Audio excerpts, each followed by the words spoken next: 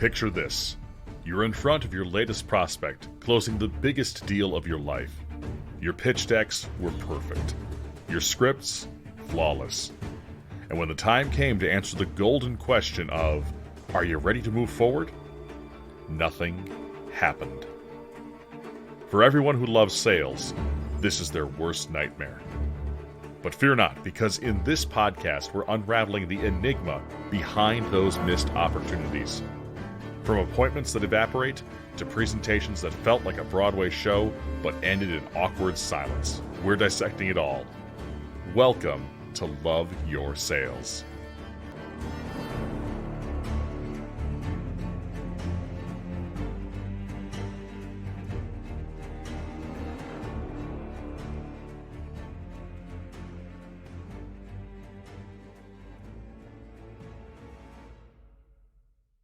This podcast is presented by GenHead. GenHead leverages AI so small and medium-sized businesses can find their ideal clients to make more sales. Other companies talk about AI, but we are using it every day to drive down marketing costs and increase revenue. Learn more at genhead.com.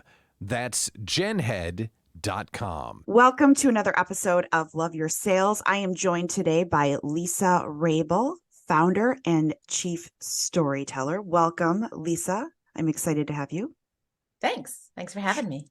Yeah. So Lisa is the rebel behind Rebel Girl Marketing.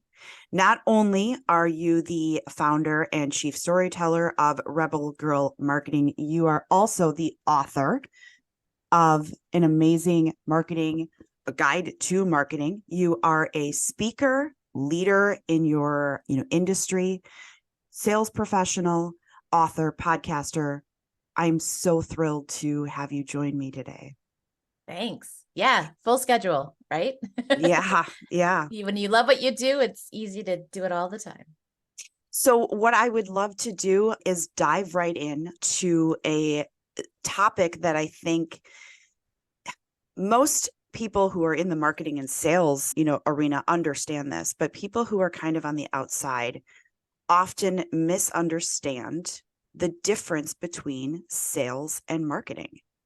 Yep. And so I would love to talk. Very common. Yeah. It's so often people use that term. Oh, so you're in sales and marketing. So let's talk about the difference between what those two things are. Absolutely. There is a gentleman who coined the phrase know, like a K-N-O-W, know like trust, which is, in my opinion, what I use foundationally for when I do my trainings and my speaking. So know is people know you have to exist. That's marketing. Getting it out there, brand awareness, all those really great things, right? Like is the content that you have. So what the marketing that you're doing, what are you saying? What is the art? What are the visual aspects of your marketing? So know like is marketing for sure. They have to know you exist. They have to like what you say. And then the transition from marketing to sales goes from like to trust. They have to trust you enough to buy. They have to trust you enough to give you money in exchange for what you're selling. So it has to work together, because marketing is the brand awareness and like grabbing the audience's attention and getting them engaged with you. And then the sales is just taking them to the transactional aspect of what you're selling. So know like trust is the absolute connection between sales and marketing. And you can't have one without the other. You can have all the wonderful marketing in the world, but if you're not actually closing a transaction, what's the point? And if you're just trying to sell all the time to people who don't know and like you, you get to that sleazy aspect of sales where nobody wants to be there either. So it's definitely working in tandem with each other. So that's a wrap. I mean, everybody understand which? No, just kidding. So, okay, bye-bye. Thanks for having me. Yep, that's great explanation. So, I mean, and so you said that so perfectly beautifully, and you really did. I mean, it seems so simplistic, but as a salesperson, I'm going to go, okay, wait. What if I don't have a marketing team? How do I position myself at all to Yeah. How do I position myself on the marketing side? How do I even Yeah. begin? So there's 5 questions that I talk about. It's called, and I do this as a speaking event as well. It's called the 5 steps to market like a rebel. And it's literally answering these 5 questions. And the thing is, you don't answer these 5 questions once. You answer these 5 questions regularly, because it depends upon the product you're selling, the time of year you're selling. Like if you're launching a new product, there's a lot of things. So the first question is, why do I need marketing in the first place? And people think it's like more clients, more money. Yeah, is it though? Because sometimes if you're brand new, it's brand awareness. Like I need people to know that I exist. Like I just started, I need brand awareness. So my marketing is all about letting people know I exist. And then sometimes it is new clients. There's a lot of attrition when it comes to sales. Like a client doesn't need your services any longer, or you lose them to competition. So you need new clients. So that's a second reason why you need marketing. Another reason would be you're launching a new product or service. One of them could be you want to be a subject matter expert. You want to get on stages, or you want to be hired as an outsourced expert at a company. So there's a lot of reasons why you need marketing that isn't just more money and more sales. I have one customer or one client who she had capacity for all of her stuff. She has a Pilates studio.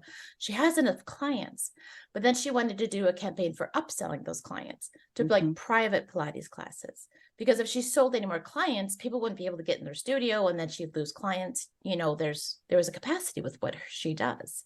Right. So there's a whole why you need marketing in the first place. The second question is, what are you selling? And this is not products and services, features, benefits, that kind of stuff. This is like, what problems are you solving? What emotions are attached to those problems that you're solving? And then writing your content around the emotions and like grabbing that person's attention. There's a wheel of 8 basic emotions, and there's always opposite, right? There's disgust, and then there's acceptance. There's frustration, and then there's joy, right? There's opposites. So if your customer is really frustrated about something, how do you bring them joy in that situation? And there's a whole nother gamut of things to do. And then it's, who's your target audience? Because you might have different products. You're not going to have the different person. And within that, not to confuse your audience too much, but when you sell, you have the buyer, the people who are actually writing the check. You have the end user, which is not always the buyer. And then you have the influencers of the users and the buyers. So your marketing could be based around that. The other question is, where do they hang out? So question 4 is like, where do I go? Where are these people engaging with this information? Is it online? Is it in person? Is it audio? Is it visual? Like all those. What channel do I use? And the last question, the 5th question, is, what do I say when I get there?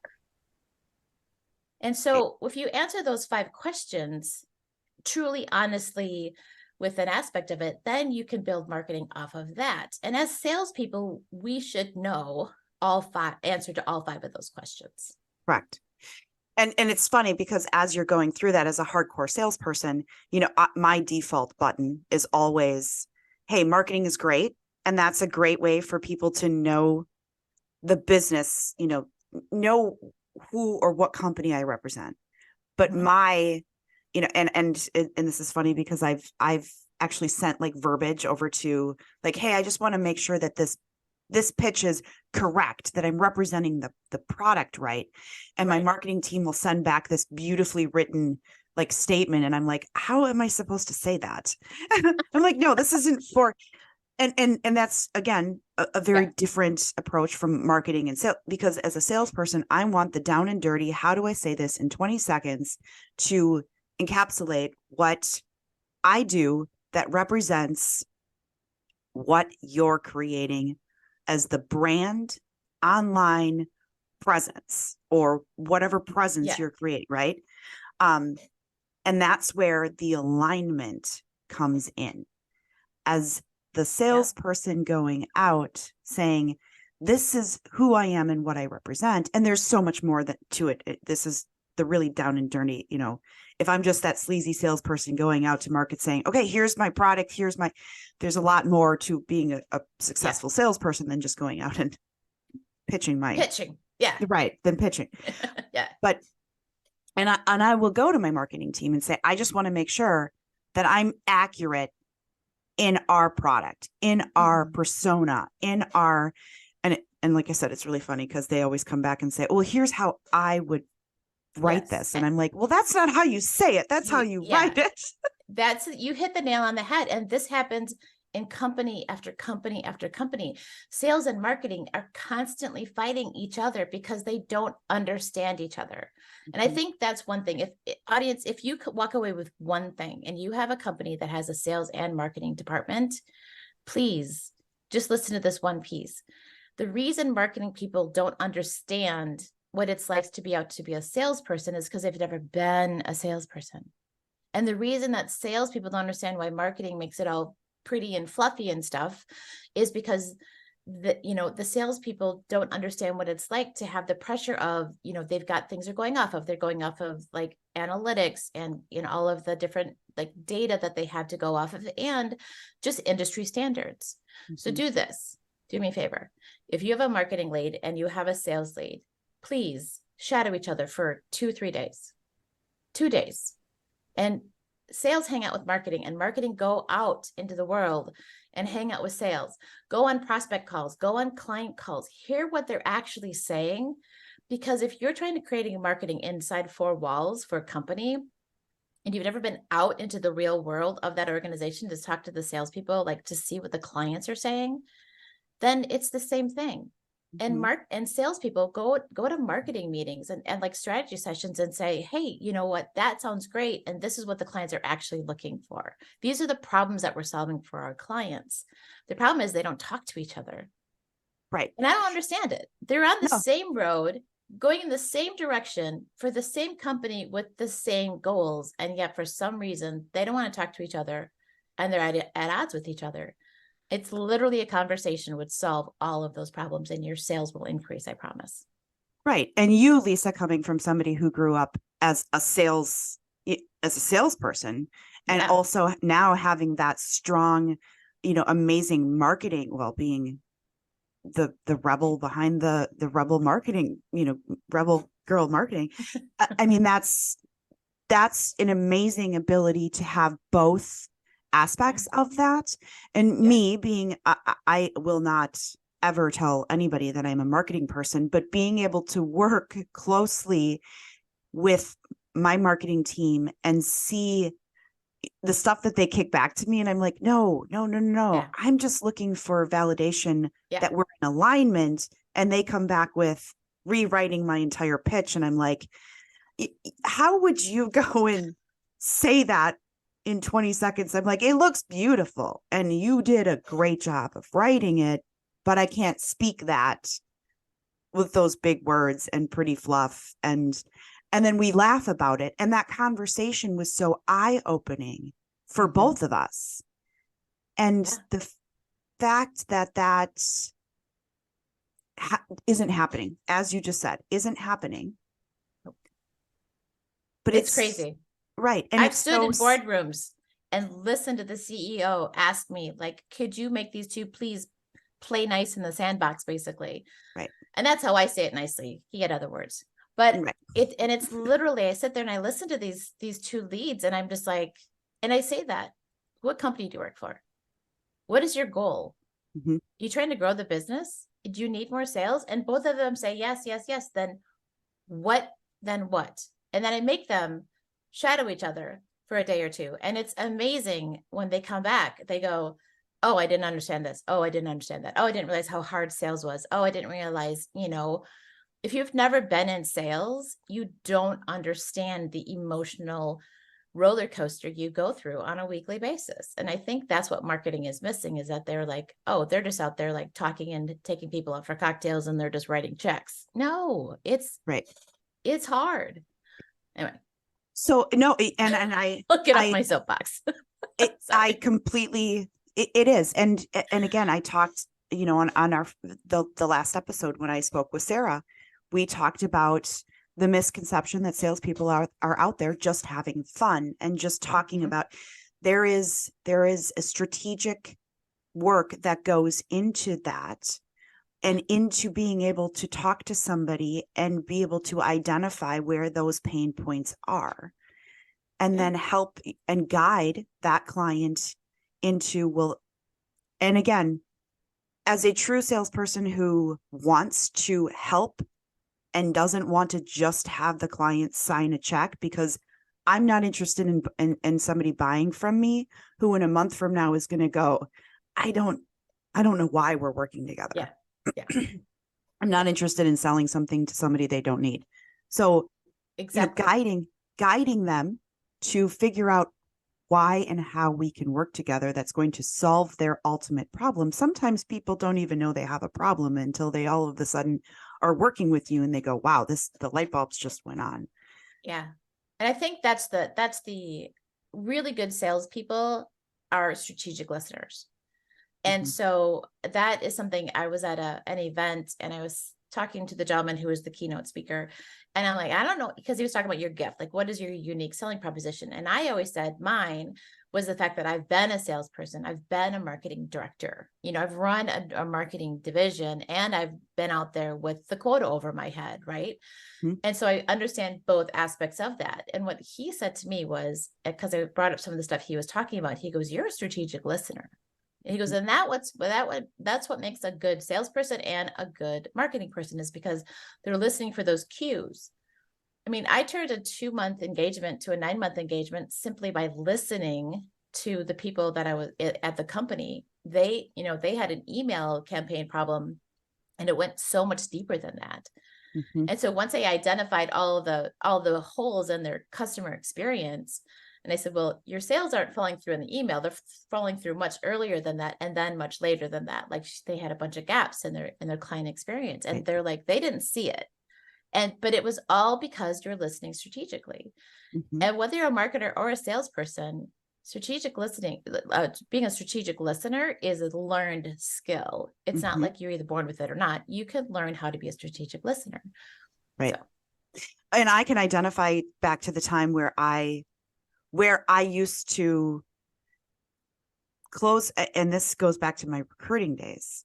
My dad used to tell me, you can't listen at all. You're horrible. And I used to do interviews via the phone, and I used to miss so much information. So I started closing my eyes and typing with my eyes closed, and then asking, because when you block everything else out and you just start like really truly listening. Now, you can't do that if you're sitting in front of somebody. You can't close your eyes. They're going to think you're insane. Or driving. Don't do that if you're driving. Right. Yeah. Or don't. Leanne told me to. But you really, if you hyper focus on what people are saying, like, there's so much information. Now, again, I wouldn't, body language also can say 1,000,010. Body language can say more than words can at times, especially when you're sitting across the room from somebody and you're watching, their eyes roll back and you're like, okay, it's time to move on from this. But now,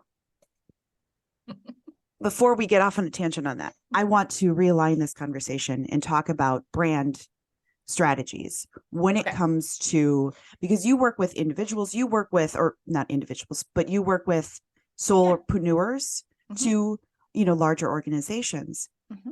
But I want to talk about the importance of making sure that each individual salesperson is representing themselves as a individual salesperson, at the same time representing the brand that the marketing team has built, and why that's important. Well, it goes back to the trust factor. I mean, okay. Anybody listening to this podcast, and I know you'll relate to this too, can sit across from somebody who has not said a word yet, and you still get the ick. Like, I don't trust this person for a reason. You don't know why it is. They haven't said a word. Can you picture that person in your head? Can you picture, or people in your head over time that you've worked with them and you're just like, yeah, I don't trust this person.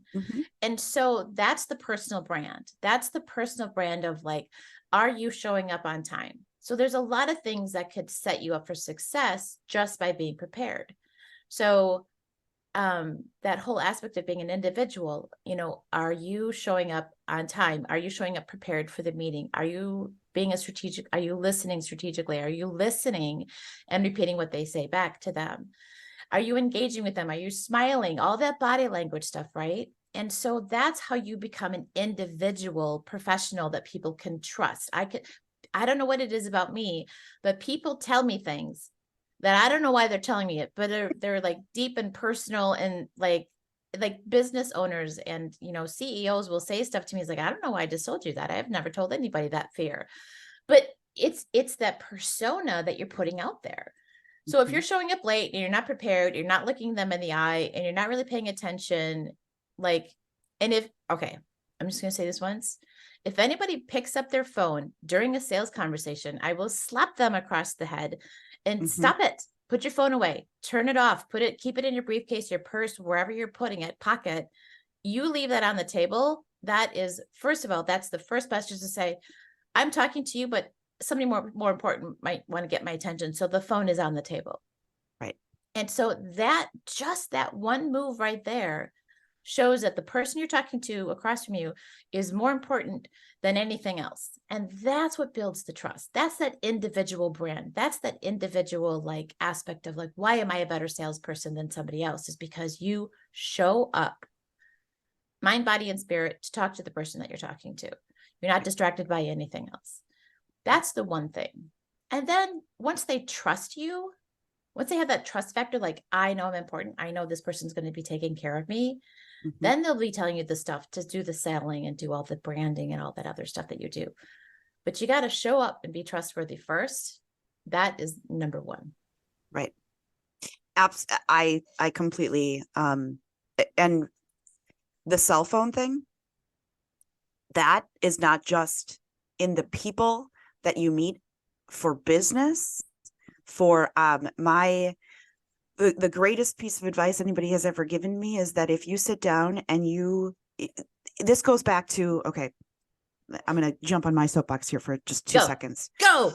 So during the pandemic, we all talked about all of a sudden families were becoming more connected, sitting down and eating dinner together and implementing these new rules of no technology at the table. Or there is something to be said for actually sitting down and unplugging from technology and saying, yes, I am going to give you my full and undivided attention without having the beeps and bloops and all of these things going off where your attention is being divided. If you, and my dad would say this, if you sit down for 15 minutes with your daughter every day and give her your undivided attention with nothing else going on, he goes, you will have a wonderful, solid relationship. Not to say that I'm ignoring her the rest of the time, but undivided attention. No TVs, no phones, no nothing. And I will tell you, and I told this story, God, it's been a couple of years, because this was when she was like 2 or 2.5. I was in the kitchen and she was trying to get my attention and I was on my phone working. She came up behind me when she was like 2.5 and she bit me in the butt.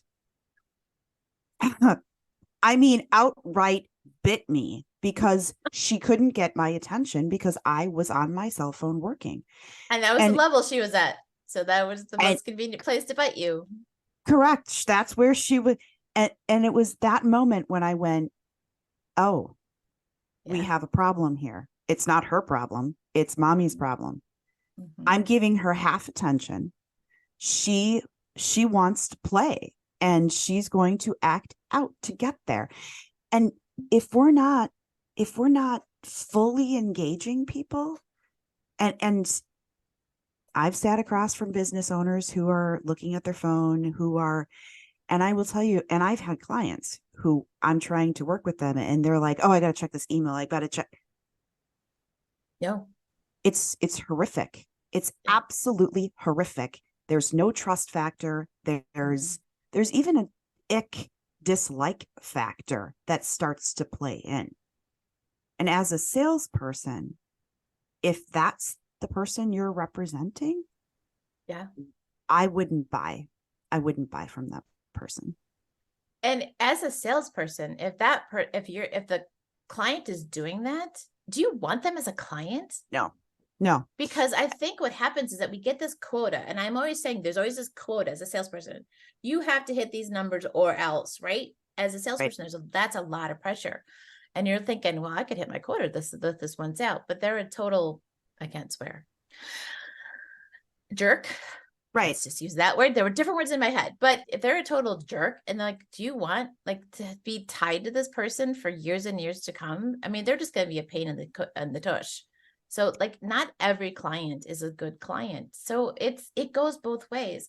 And what's so interesting is that when I teach solo entrepreneurs, especially, and small business owners are like, I don't like sales, blah, blah, blah, blah, blah, because it makes me nervous. I get all sweaty and I don't know what to do. And I teach them, if you do all the prep ahead of time and you walk into the conversation looking for a mutually beneficial agreement, that is what makes you confident in sales. What you sell is worth buying, but the person across the table from you needs to be worth selling to as well. And if you change your mindset to that, people who don't like sales or like they think they're going to be slimy or it's pushy or whatever, because they've had that experience in the past, that is what you do. And you say, okay, you change your mindset. I'm prepared. I know what I sell is good. I've done my research on this prospect. I know what's going to happen in here. And if you get any instance, it's like, it might not be worth it.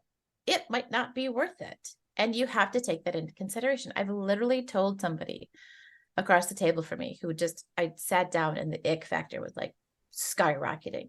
And I'm like, how quickly can I get through the sales conversation? But it was set up by somebody who didn't really know me that well. Like, oh, you do that? Oh, you should meet my friend, blah, blah, blah. And I was like, I don't think I'm the person for you. And they're like, we've had 5-minute conversation. I said, yeah, but there's a lot of things that I can tell about a person. And I said, and I think what you're looking for is all you're worried about is increasing your revenue. You don't care about the customer. And I don't work with people like that. And he was literally offended. And normally I would never, ever, ever, ever say that about a person. But what happened was it broke down a barrier and we had a really great conversation. I didn't end up working with this gentleman because it turned out he didn't actually need what I was trying to pitch to him. But at the same time, it's like I don't think he realized that he was doing that. And sometimes sometimes the truth hurts, but sometimes the truth is really good. But don't do it if you're working for, like, I work for myself. So I only had to report back to myself. Right. But if you're a salesperson reporting back to a sales manager, just be careful. Right. And that's sometimes the hard truth for yourself or the hard truth for the client that you're potentially going to, sometimes that's maybe not in the moment, but sometimes it's the best possible thing that you can offer somebody that you're choosing not to work with, because they might be stuck on that wheel too. And helping them get off that wheel so that they can properly find, if they do truly need assistance with your offering, they might be able to then properly find somebody that does match with them. And I've done the same thing. I've turned down business because what they want is not what or how I felt I best matched that individual. And again, you're right. If you're working for a large corporation, they may not be so keen on you saying, yeah, I don't really want to work with you. But if you are, if you do have the liberties to be able to say, I'm not sure that our service is right for you, sometimes that's the most liberating thing that you can do, is to be able to walk away and free yourself up for the proper right clients who are in alignment with your brand and with what you stand for, right? Yeah. I actually inherited an account. It was a large account. It was a nice commission, all that stuff, right? But I always put that appointment at the end of my day because the guy irritated me so much. Like, you can love me or you can hate me, but don't love and hate me in the same sentence. I don't know how to process that. Either we're doing a great job or we're not doing a great job. But like, it was torture. It was like literally torture. And I was assigned this person. I didn't sell this person, but it was just so funny because like my dentist is like, what have you been doing? I'm like, I literally had to get a new crown because I was like clenching my teeth so hard with this client. I'm just like, and I swear to God, that's how I probably had an ulcer. He was terrible to work with, but it's hard because I was in corporate America. I was assigned to this person and my manager was like, this is a big client and you have to be nice to him, kind of a thing. And I was just like, I couldn't stand him. But at the same time, it's like I was working for somebody else. Right. I had no choice. Yeah. And that is sometimes the situation we're in. So, Lisa, this conversation has been so absolutely amazing. We are coming to time. I mean, but we've hit some really awesome topics. I mean, the know, like, and trust factor, being able to, brand yourself properly, to the way that, sales and marketing should be working together. And honestly, if they were just having that conversation, how they would be able to work together. I mean, it's just really been a great conversation. I want to give you the opportunity to tell the audience, a little bit specifically about what your business offers and how they could reach out to you. So this is your shameless plug. Take it as you will. Yes. Take the time to tell us, how we can reach out to you if somebody wanted to do so. Yeah. So if any of the stuff that we talked about today kind of hit a nerve with you, like the whole understanding sales and marketing, or the 5 questions I talked to you about that build a foundation, if like you don't know the answer to those questions, that's what I do. I help people who are subject matter experts in whatever that they do, but they know they need marketing, but they don't know where to start. I help them start into that, like understanding what marketing is, because you might have taken a class in high school or college, but that's not going to get you very far with your business. So my job is to help small businesses stay in business by using strategic marketing that fits for their business. And so I can do one-on-one strategy sessions, or I have a one-to-few that's going to be starting in Q1 of 2024. So if you want to reach out to me and find out more, it's lisa@rebelgirlmarketing.com, or visit my website. Same thing, rebelgirlmarketing.com. And I'd love to have a conversation with you. Awesome. Again, Lisa, thank you so much for joining me. This has been awesome. Thanks. Thanks for joining us for Love Your Sales. For more, connect with Leanne on LinkedIn and be sure to subscribe to the show and leave us a rating and review. We'd love to hear what you think. Looking for a way to take your sales process to the next level? Visit us at loveyoursales.com to find out more about how Leanne can take your organization to new revenue heights. And be sure to join us next time for more great ways to love your customers so they love your sales.